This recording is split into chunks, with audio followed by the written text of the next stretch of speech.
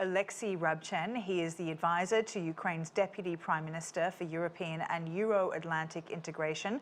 Oleksii, thank you for joining us. I wanted to start firstly by asking you about this impending offensive by Russia in the east.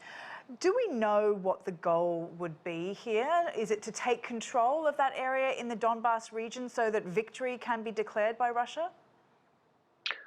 Indeed, Putin needs some kind of a victory to persuade its population, its general, its army, its security service that it wasn't just an occasional that more than around 220,000 Russian soldiers already has died, several generals has died. So he needs to bring some kind of a victory for the Russian population, although he will have a big problem that he is not able to take over Ukraine, and I guess it will be a big coup in Russia in another way. Now, Zelensky has said that the West has failed Ukraine, telling the UN this week, in fact, act now or dissolve altogether. You agree with him that international institutions should be dissolved if not reformed immediately. Why so? I completely agree with my president, and I even wrote an op-ed in one of the Western media regarding it, because the Western institution or international institution completely failed to prevent this war, and now they're enacting.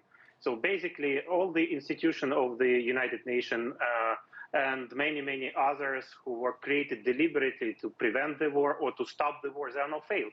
But they were created 50 or 100 years ago when the war was different, and they are too bureaucratic, too slow to respond. And the war is now in a different cyber age, has the hybrid stuff, and definitely there needs to be reformed. And after the victory, Ukrainians will be the one who tell how you need to reform, because for years we were telling about this war to the Western counterparts. They wasn't any reaction, and we know exactly what to do. You need to be more creative and more fast.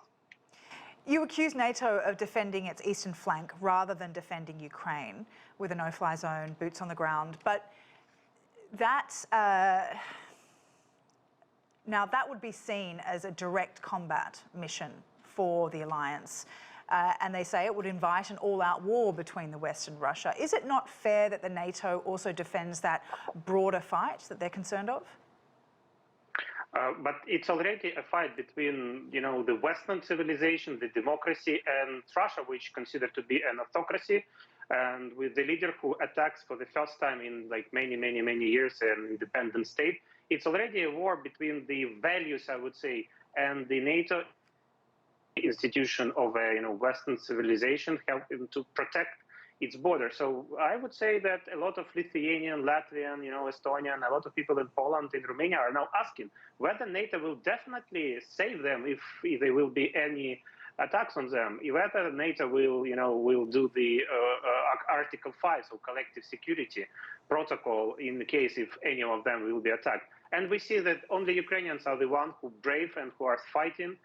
Even without a NATO backup, I guess it will create a lot of questions to the NATO. Unfortunately, we would like to have NATO backing up us much better than they are doing this right now. Although, we are asking and demanding to close the sky. So basically, to do the humanitarian close the sky, or to close the sky over our nuclear power plants, which Russians shut in from the tank. So definitely, it could be a catastrophe, and no NATO will help to solve the problem of I hope so, not a nuclear disaster.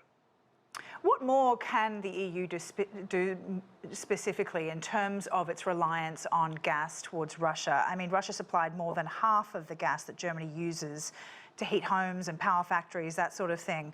Where would that leave countries like Austria and Germany if they completely cut themselves off to Russian energy suppliers? And what would be the alternative? Yes, Ali, thank you for asking this question. I'm the professional climate change diplomat, and definitely, European Union did his 2050 green transformation, green transition plan. Now they will shift towards, more shifting out fossil fuel from Russia. But 15 minutes ago, you had a really brilliant program. I heard it about hydrogen. Hydrogen could be a solution, heat pumps, energy efficiency, electric cars. So basically more finance of a green and innovative technology is definitely the key to solving climate change, stopping Russian invasion. But I understand that it will be hard maybe for Germany and Austria right now to get rid of gas, but we in Ukraine and in state-owned company Naftogaz, we propose an escrow account, so a special mechanism. Like the Germans could pay for Russians for the special account, but the money will go only after Russia will stop the war and move out all the troops. Then only the money will be transferred to Russia. So not to finance directly, even if you're consuming Russian gas and oil.